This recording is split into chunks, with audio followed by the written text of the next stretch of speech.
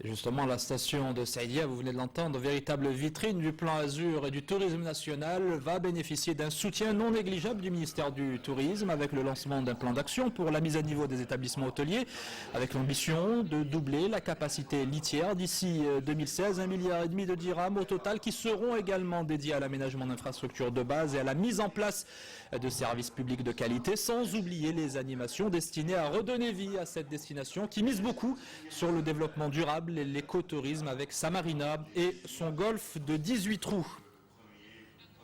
Le ministre de tutelle que l'on vient de voir à l'instant à l'écran, on le retrouve en duplex de Rabat, Hassan Haddad, bonsoir. Alors tous ces chantiers qui sont lancés actuellement pour redynamiser la station balnéaire de Saïdia, est-ce que finalement ce n'est pas le constat que dans la réalisation de cet aménagement touristique on a été un peu trop vite ?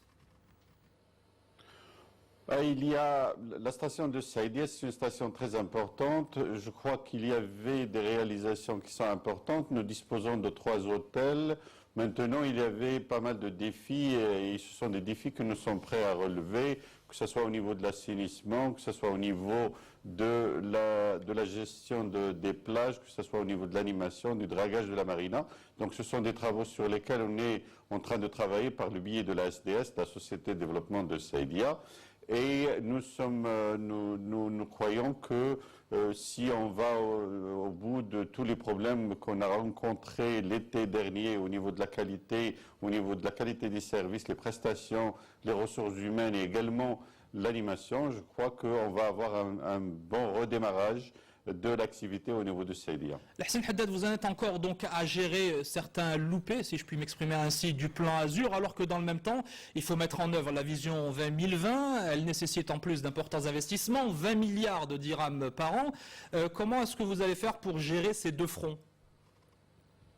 Écoutez, pour revenir à la station de Saïdia, nous sommes également en train de mettre en place un plan d'action qui est très important sur 3 ans pour réduire la saisonnalité. Et également, nous sommes en train de mettre en place un plan de développement de la station Saïdia sur 3 ans qui est également développement de nouvelles entités au niveau de Saïdia. C'est 1,5 milliard de dirhams d'investissement. Donc pour ce qui est de l'investissement en général, nous sommes sur la bonne voie cette année, c'est 14 milliards de dirhams, alors que l'année dernière c'était 11 milliards de dirhams. Donc il y a une croissance très importante et nous tablons cette année, en 2013, sur un investissement de 20 à 30 milliards de dirhams parce qu'il y a pas mal de projets structurants que nous sommes en train de lancer avec des investisseurs, que ce soit au niveau de la plage blanche, de la station d'Arroud, de la station de Tamawanza au niveau de la région d'Agadir, mais également il y a d'autres stations sur lesquelles on est en train de travailler, et que ce soit la phase 2 de Mazagan, et nous sommes également en train d'intéresser pas mal d'investisseurs étrangers dans des fonds souverains pour des marinas au niveau de Tanger, au niveau de Casablanca et également d'autres destinations. Donc nous sommes confiants par les pourparlers qu'on a avec pas mal d'investisseurs qu'il y aura nous allons arriver à quelque chose comme 20 milliards de dirhams, sinon 30 milliards de dirhams. Hassan Haddad, est-ce que ça veut dire aussi qu'au niveau de la stratégie qui est mise en place, on ne mise plus sur la construction uniquement d'hôtels, des hôtels d'ailleurs qui ont du mal à faire le plein, une moyenne, enfin pour un maximum de 65% de taux d'occupation, et qu'on est sur des infrastructures pour développer ce que vous appelez du tourisme de niche ?